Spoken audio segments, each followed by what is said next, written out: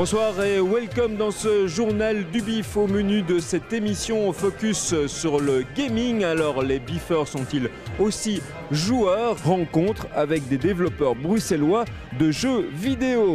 Un peu de Star Wars aussi, l'épisode 8 a divisé la communauté des fans, mais la machine ne s'arrête pas. Exposition, sortie de DVD et trailer de Solo. Avec Zoé, on demandera aux biffeurs Star Wars, stop ou encore.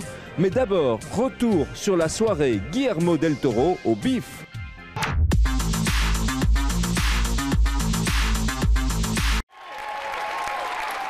Une standing ovation pour Guillermo del Toro.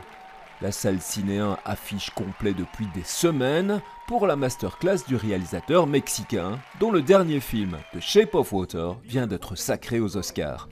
We can do nothing. I'm sorry.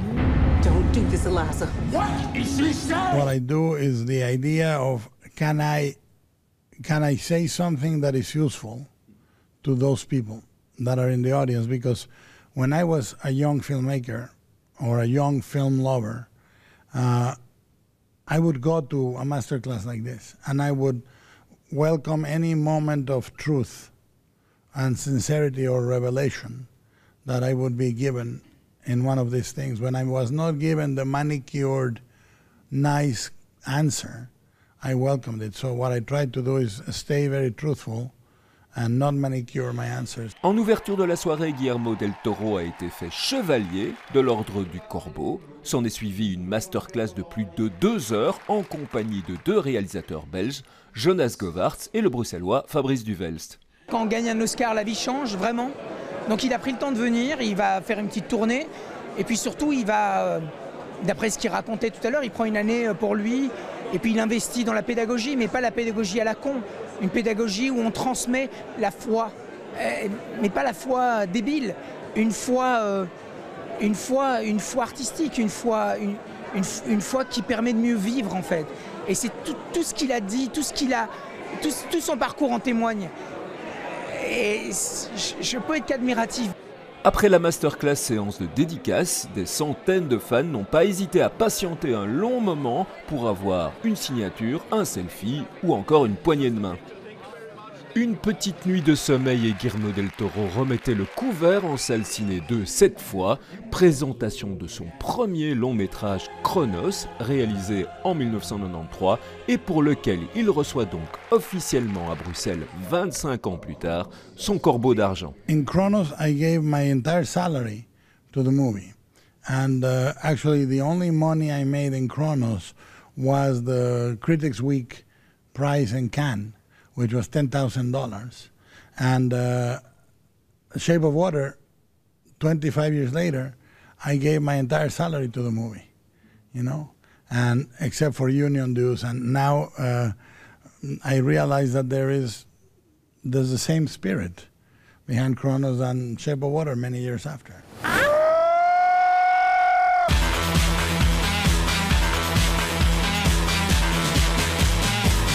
Star Wars est présent partout, même au bif. On est parti demander aux biffeurs si pour eux Star Wars c'est stop ou encore. Est-ce que vous avez vu les Star Wars? Oui, comme tout le monde ici je crois. Non, aucun. Aucun? Aucun. Ouais. Oui. Tous? Je crois, oui. Oui. Est-ce que les derniers films qui sont sortis vous plaisent toujours autant que les précédents? C'est compliqué à dire ça. Franchement, ouais, ça me plaît bien. Je trouve que ça reste dans la lignée. C'est des styles totalement différents. Maintenant, l'histoire a tendance à se répéter. J'ai commencé le 7e et j'ai pas continué parce que ça m'a pas du tout plu. Je préfère quand même les anciens. Les 6 premiers, oui, j'ai adoré, mais pas la suite. Il y a moins de magie. Il y en a un nouveau qui va sortir. Celui-là, est-ce qu'on va le voir? Non. Je sais pas, sûrement. Probablement, oui. Même si ça fait peur, mais bon, J'ai vu les bandes annonces, elles donnent vraiment envie, quoi. Donc, je suis curieux de voir ce que ça va donner au cinéma. Par défi, je pense qu'on continue à regarder sans y attendre quoi que ce soit, en fait. Le fantastique au bif, il est décliné de multiples manières. Les films, bien sûr, les BD, les expos, le make-up et les jeux. Pendant tout le festival, la communauté gaming, ici des jeunes développeurs de jeux vidéo, s'y retrouve. C'est intéressant pour les développeurs de jeux vidéo d'avoir des feedbacks justement de gens qui ne connaissent pas a priori les jeux vidéo, c'est ce qu'il y a de mieux. Et le bif, c'est parfait pour ça, quoi. Et en plus, il y a déjà toute une culture derrière qui, je pense, voilà, prépare déjà à aimer des jeux vidéo. À partir du moment où on fait un événement culturel, je dirais le jeu est un média comme un autre et a de plus en plus sa place justement en termes de vecteurs d'expression artistique. Moi, je trouve ça important qu'il soit représenté ici. Ce soir, Guillaume et Xan présentent le jeu qu'ils ont créé ensemble. Pour les passionnés, en fait, c'est un platformer à l'intérieur d'un runner. Donc, je m'explique. On joue un petit personnage à la Mario qui se balade dans un train, qui lui va aller de plus en plus vite sur des rails. Il doit faire sauter le train par-dessus des trous qui vont apparaître. Et pour ça, il doit gérer la chaudière, la vapeur. Et c'est un petit jeu de gestion, on se balade à l'intérieur de sa locomotive. On a créé le jeu vidéo lors d'une game jam. Une game jam, c'est en un week-end, on crée un jeu vidéo. Donc, et dans ce cas-ci, on vient le montrer ici pour voir un petit peu le retour des gens, ce qu'ils apprécient, ce qu'ils n'apprécient pas, et voir si on va les retravailler ou pas. On a souvent le cliché du jeu vidéo comme un truc super violent, super gore, ce qui en soi assez bien avec le bif, certes, mais c'est vrai qu'en Belgique, il y a moyen de trouver des jeux vidéo avec des directions artistiques très différentes, quoi, que ce soit plus BD, plus cartoon, ou même des trucs réalistes, quoi. Il y a vraiment un peu de tout. Alors si les biffeurs viennent au gaming, qu'en est-il des gamers et des développeurs? C'est particulier comme ambiance et c'est chouette à ce niveau-là. Après, il faut aimer les films des séries B. Quand j'étais étudiant, je venais assez souvent, ouais. Pour l'ambiance, pour les films? Un peu les deux. Pour les films, des fois des trucs assez surprenants, j'avoue, mais en général pour l'ambiance. Yeah. Je vais voir le film serbe Edoslay Rising. Visiblement un titre difficile, ça parle de quoi? Apparemment, ce sera le seul film de science-fiction qu'on est censé s'offrir ici pendant. C'est une espèce de 2001 Odyssée de l'espace serbe. Très bien, bon film, on en reparle après. Avec plaisir. Merci.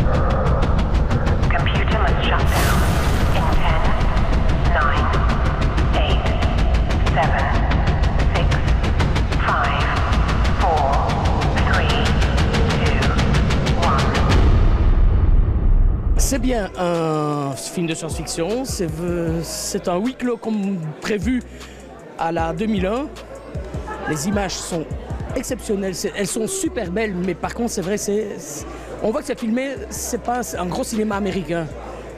C'est lent, c'est plat, mais c'est super beau. Et je dois dire que j'ai vraiment... Ça fait partie des films que je kiffe depuis le début de mon festival. Et alors l'ambiance dans la salle? Et justement, vu que le film est plat, j'ai eu l'occasion de voir, quand on était à Tour et Taxi, 2 autres films serbes qui ont déclenché d'autres hystéries. Et là, ici, c'était pas du tout ça. C'était même plutôt plat. Mais c'est super beau et quelque part, si les gens n'ont pas démonté le film, c'est peut-être qu'ils y accrochaient au film.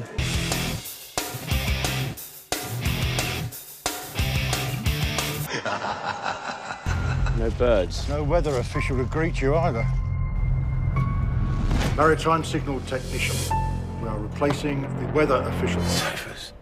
Colskin, c'est Xavier Jans, un grand habitué du festival qui revient maintenant cette année avec ce film qui est une pure merveille. C'est une façon de montrer que Darwin s'est planté sur toute la ligne. Donc c'est l'histoire d'un océanographe en fait qui va se retrouver sur une île du côté de l'Antarctique avec un climat assez rude forcément. Il pensait être seul, tranquille, solitaire, profiter des mouettes et des pingouins. Et dès la première nuit, il va se rendre compte que finalement c'est beaucoup moins calme que prévu.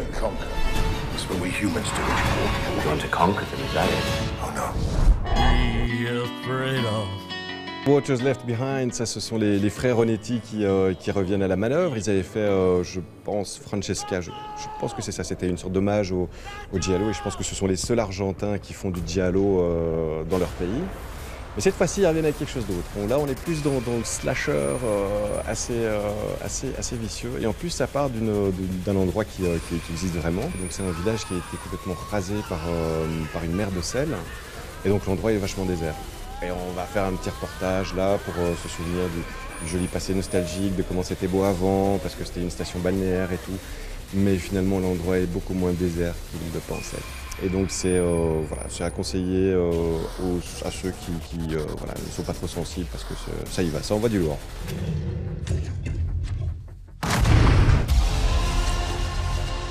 Boris, c'est Chris Sun qui revient avec un nouveau film puisqu'on avait présenté Charlie's Farm il y a 2 ans je pense. Et en fait ce mec c'est juste le le champion des effets spéciaux en Australie, parce qu'en fait on dirait qu'il ne fait que des films pour faire les effets spéciaux les plus dingues qui puissent exister. Et là c'est un plaisir coupable. Enfin, Boar, en gros c'est Razorback nouvelle version au XXIe siècle, avec un très très gros sanglier qui est dans l'outback et qui décide de grignoter autre chose que des plantes. Et donc voilà, on sait qu'il y a beaucoup de campeurs en Australie, donc il y a beaucoup de matière. Et voilà, c'est un plaisir coupable pour une super séance et je pense que ça va faire plaisir à beaucoup de gens. Et notre chanson du jour est évidemment celle de Guillermo del Toro, accompagnée pour l'occasion par un orchestre de mariachi. Aïe aïe aïe aïe, viva del Toro!